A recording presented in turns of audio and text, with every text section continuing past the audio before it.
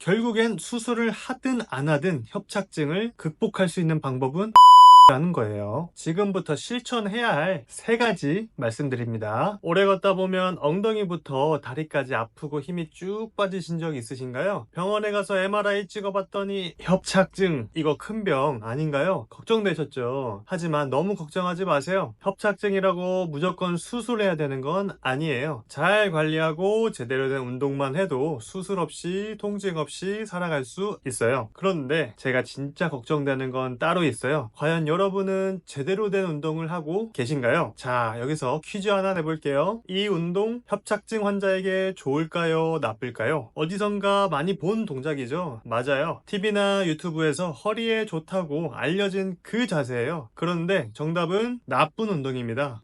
뭐지? 그동안 많이 따라 했었는데 당황스럽고 헷갈리시죠? 그럴 수밖에 없어요. 협착증 환자분들이 해야 할 운동과 하면 안 되는 운동을 구분하기가 정말 어렵거든요. 인터넷에 정보가 넘쳐나지만 설명은 어렵고 용어는 복잡해서 도대체 뭘 믿어야 할지 모르겠다는 분들이 많으세요. 그리고 또 하나, 내가 열심히 혼자 운동하고 관리하고 있는데 잘하고 있는 건지 그리고 얼마나 좋아졌는지 확인해 보고 싶으시죠? 걸어도 안 아픈 시간을 체크해 보세요. 전엔 5분을 걸어도 다리가 아프고 주저앉았는데 꾸준히 운동하고 관리 잘 했더니 30분을 걸어도 괜찮다? 그럼 여러분들의 협착증 분명히 좋아지고 있는 신호입니다. 수술 안 해도 협착증 극복할 수 있다는 자신감 또한 생기실 거예요. 이 영상 끝까지 보시면 초등학생도 이해할 수 있는 눈높이로 협착증이 뭔지 쉽게 설명해 드리고 하면 좋은 운동과 하면 안 되는 운동, 그 이유까지 정확하고 쉽게 알려드릴게요. 협착증에 관심 있으신 분들은 절대 중간에 나가지 마시고 꼭 끝까지 시청해 주세요. 협착증에 하면 좋은 운동과 절대 하면 안 되는 운동의 판단 기준은요, 척추의 중립 상태를 유지하면서 신경을 압박하지 않고 움직임을 회복시키는가, 이 기준에만 맞으면 하면 좋은 운동, 척추관을 더 좁히거나 신경을 자극하면 절대 하면 안 되는 운동으로 판단하시면 됩니다. 자, 그럼 OX 문제 3개 내볼 테니까 이해하셨는지 확인차 풀어보세요. 3초 시간 드립니다. 다리를 쭉 뻗은 상태에서 허리를 앞으로 쭉 굽히는 이 스트레칭 해도 되는 운동일까요? 정답은 하면 안 되는 운동입니다. 그 이유로는 과도한 정굴 자세는 척추 주변 인대와 신경, 후 관절에 부담을 주며 신경이 더 늘어나서 저림이 심해질 수 있기 때문이에요. 더 스파인 저널과 서울대병원에서 이를 뒷받침해주는 근거를 제시를 하고 있습니다. 두 번째 문제 갑니다. 요가의 코브라 자세라고 하죠. 엎드려서 상체를 쭉 펴는 신전 자세, 이 동작 해도 되는 운동일까요? 정답은 하면 안 되는 운동입니다. 그 이유로는 허리를 과하게 젖히면 척추관이 좁아지고 이미 눌린 신경을 더 압박해서 다리 저림이나 통증을 더 악화시킬 수 있기 때문이에요. JOS PT와 서울대 정성근 교수님의 저서 100년 허리에서 이를 뒷받침해주는 근거를 찾아볼 수 있어요. 세 번째 문제 나갑니다. 무릎을 굽힌 채 누워서 양쪽 무릎을 가슴 쪽으로 당기는 스트레칭, 이 운동 해도 되는 운동일까요? 정답은 해도 좋은 운동입니다. 그 이유로는 척추를 과하게 굽히지 않고 척추 중립을 유지한 채 골반 주변과 요추를 부드럽게 이완시키는 안전한 자세이기 때문이에요. 서울대 재활의학과 자료와 지니베이와 아틸라스 BMJ의 논문에서 이를 뒷받침해주고 있습니다. 그래서 하면 좋은 운동의 기준은 뭘까요? 척추의 중립 상태를 유지하면서 신경을 압박하지 않고 움직임을 회복시키는가가 핵심입니다. 이 기준에 맞으면 하면 좋은 운동이 되고, 척추관을 더 좁히거나 신경을 자극하면 절대 하면 안 되는 운동이라고 생각하시면 됩니다. 앞으로 협착증 환자분들이 이 운동 해도 되나 고민되실 때가 많으실 거예요. 그럴 때 여기저기 물어보지 마시고 이 판단 기준을 꼭 기억하시고 생각해 보시면 판단 되실 거예요. 진료실에서 자주 듣는 말이 있죠. 4번과 5번 요추 그리고 천추 1번 사이가 협착이 됐어요. 이 말을 들은 환자분들은 대부분 이렇게 생각합니다. 아, 나는 협착증이구나. 거구나. 하지만 여기에 큰 오해가 숨어 있어요. 협착과 협착증은 다릅니다. 먼저 용어부터 정확히 구분해 볼게요. 협착은 단순히 공간이 좁아진 상태를 말하고요. 영상검사, 즉 MRI랑 엑스레이에서 많이 보이죠. 증상이 없을 수도 있다는 거예요. 협착증은 단순히 공간이 좁아진 걸 넘어서 신경이 눌려서 증상이 생긴다는 상태입니다. 즉 협착은 구조 변화이고 협착증은 구조와 증상이 있어야 진짜 병이라는 거예요. 결론은 협착이 있어도 협착증은 아닐 수 있다는 겁니다. 그럼 협착됐다는 건 도대체 무슨 뜻일까요? 의사 선생님이 말하는 4번, 5번 요추 사이에 협착됐어요 라는 말은 척추뼈 사이 공간이 좁아졌어요 라는 뜻이에요. 보통은 디스크가 얇아졌거나 뼈가 자라거나 인대가 두꺼워지거나 한 상태인 거죠. 하지만 진짜 중요한 건 이거예요. 좁아진 공간이 신경을 눌렀는가, 그래서 다리가 저리거나 걷기 힘든 증상이 있는지, 이 두 가지가 모두 있어야지 진짜 협착증이라는 겁니다. 여기서 중요한 건 바로 척추관이에요. 척추는 뼈 마디들이 쌓여있는 구조인데요. 그 뼈들 사이사이로 척수와 신경이 지나가는 통로, 그게 바로 척추관입니다. 무슨 말인지 잘 모르시겠죠? 그래서 좀 쉽게 설명하기 위해 비유를 해보자면요. 척추관은 전선이 지나가는 전기배관이고 신경은 전선이에요. 이 배관이 좁아지면 전선, 즉 신경이 눌리고 그럼 통증, 저림, 기능장애가 나타난다는 거예요. 그래서 좁아졌느냐 자체보다 전선이 눌리느냐, 즉 신경이 눌리는지 여부가 핵심입니다. 다시 한번 요약해보자면 협착의 정의는 단순히 척추관이나 디스크 공간이 좁아진 상태를 말하고요. 협착증은 신경까지 눌려서 증상이 나타나는 상태를 말하는 거고요. 협착의 진단 기준은 MRI에서 공간이 좁아져 보인다 라는 거고요. 협착증은 MRI의 소견, 그리고 신경의 눌림, 그래서 저림이나 통증 등이 발생한 증상까지를 말하는 거예요. 그래서 협착은 좁아졌다고 다 아픈 건 아니고요. 협착증은 증상이 있어야지 치료의 필요성이 있다고 판단하시면 됩니다. 혹시 이런 경험 있으신가요? 조금만 걸으면 다리가 저려서 멈춰서 쉬었다 가야 해요. 엉덩이랑 허벅지 안쪽이 묵직하고 당기는 느낌, 오래 서 있으면 다리가 풀리고 주저앉고 싶어져요. 그런데 또 앉아서 쉬면 괜찮아지고 다시 또 조금 걷게 되는 거죠. 허리를 굽히면 오히려 통증이 좀 덜해지는 이상한 느낌, 이런 게 바로 협착증의 전형적인 증상입니다. 의학적으로는 이렇게 설명을 해요. 신경이 지나가는 통로가 좁아져서 다리 쪽으로 가는 신경이 눌리는 것이에요. 그래서 오래 걷거나 서 있으면 증상이 심해지고 허리를 숙이면 통로가 조금 넓어져서 덜 아픈 거예요. 얼마나 흔히 나타나냐고요? 50대는 2명 중 1명인 50%의 확률로 나타나고요. 60대 이상인 분들은 10명 중 8명 이상, 즉 80%가 나타난다고 통계적으로 발표가 됐어요. 그러니까 여러분만 그런 거 절대 아니에요. 이건 나이 들면 누구나 겪는 변화 중 하나예요. 그러니 너무 걱정하지 마시고요. 협착증은 당장 수술이 필요한 무서운 병이 아니라 관리하고 잘 쓰면 평생 함께 살아갈 수 있는 상태입니다. 많은 분들이 나는 다리가 저려서 수술밖에 방법이 없나 봐요 하시는데 절대 그렇지 않습니다. 오히려 제대로 걷고 바른 자세로 근육을 써주는 운동이 수술보다 더 큰 효과를 주는 경우가 정말 많습니다. 그러니 이건 병이라기보다는 나이가 들면서 길이 조금 막히는 자연스러운 현상이라고 생각하시고, 차도 오래 타면 엔진 소리 달라지듯이 허리도 평생 써오면 조금씩 달라진다는 거예요. 겁내지 마시고 차근차근 관리해보면 훨씬 나아질 수 있습니다. 이런 생각 해보신 적 있으시죠? 나는 무거운 것도 별로 안 들었고 허리 다친 적도 없는데 왜 내 다리만 저리고 걷는 게 이렇게 힘든 걸까? 네, 맞아요. 큰 사고가 없어도 협착증은 천천히 몰래 오랜 시간 쌓여서 생기는 경우가 많습니다. 허리에는 신경이 지나가는 척추관이라는 통로가 있어요. 머리에서 내려오는 신경이 허리를 지나서 엉덩이, 다리, 발끝까지 가려면 반드시 이 척추관 신경 터널을 지나야 합니다. 그런데 이 이 통로가 좁아지면 신경이 눌리면서 다리가 저리고 오래 못 걷게 되는 거예요. 그럼 이제 왜 이 척추관이 점점 좁아졌는지 원인을 하나씩 짚어볼게요. 첫 번째, 뼈가 자라서 통로가 좁아졌어요. 나이가 들면 척추뼈가 옆으로 조금씩 자라게 됩니다. 이게 마치 터널벽에 시멘트가 덕지덕지 붙는 것처럼 신경이 지나가는 척추관 안쪽으로 삐죽 자라서 공간을 좁게 만들어요. 이 뼈가 신경을 누르면 다리 저림, 감각 이상이 생기는 겁니다. 두 번째, 인대가 두꺼워져서 신경을 누르게 되는 거예요. 척추뼈 사이에는 인대라는 고무줄 같은 조직이 있어요. 이게 척추관 뒤쪽 벽을 덮고 있어서 신경을 보호하는 역할을 하죠. 그런데 나이가 들면 이 인대가 점점 두꺼워지고 딱딱해져요. 마치 터널 안에 고무 매트를 계속 덧댄 것처럼 척추관 안쪽 공간이 좁아지고 신경이 눌리는 현상이 나타납니다. 세 번째, 디스크가 말라서 척추 사이를 눌렀어요. 뼈와 뼈 사이에는 디스크라는 쿠션이 있어요. 젊을 땐 물컹물컹하지만 나이가 들면 물이 빠지고 납작해집니다. 그렇게 되면 뼈끼리 가까워지고 척추관 천장이 눌려서 공간이 좁아지게 되는 거예요. 이건 마치 터널이 오래돼서 천장이 내려앉는 것과 비슷하다고 생각하시면 되세요. 네 번째, 허리를 잘못 써서 터널이 약해졌어요. 하루 종일 앉아 있거나 허리를 제대로 못 쓰면 척추 주변 근육이 약해지고 터널을 지탱하던 구조가 흐트러져요. 이러면 척추관이 휘어지고 무너지고 삐뚤어져서 신경이 눌릴 가능성이 더 커진다는 거예요. 허리 협착증은 몸을 오래 써서 생긴 일종의 노후 현상이라고 생각하시면 돼요. 사고나 큰 병 때문이 아니에요. 터널이 오래돼서 조금씩 좁아졌을 뿐입니다. 그런데 이건 고칠 수가 있어요. 무너진 터널을 지탱해주는 운동을 잘 하면 수술 없이도 훨씬 덜 아프고 오래 잘 걸을 수 있다라는 말씀입니다. 이런 말 많이 들어보셨죠? 협착증은 수술보다 운동이 중요합니다. 걸어야 좋아집니다. 자세를 바르게 써야 합니다. 그런데요, 그거 아세요? 듣긴 많이 들었지만 실제로 실천하시는 분들은 거의 없습니다. 왜 그럴까요? 이유는 딱 하나예요. 왜 해야 되는지 머리로는 알겠는데 마음으로 느껴지지 않기 때문입니다. 그래서 저는 이렇게 여쭙고 싶습니다. 수술하고 나서 재활운동 하실래요? 아니면 수술 안 하고 지금부터 운동하실래요? 결국 협착증은요, 신경이 눌려서 생긴 증상이고 그 신경을 덜 누르게 하려면 자세와 근육을 바꿔줘야 해요. 수술하면 끝나는 게 아니라 수술하고 나서도 관리를 안 해주면 재발한다는 말씀이에요. 그래서 결국엔 수술을 하든 안 하든 협착증을 극복할 수 있는 방법은 운동이라는 거예요. 지금부터 실천해야 할 3가지 말씀드립니다. 첫째, 올바른 자세와 생활 습관. 허리는 펴고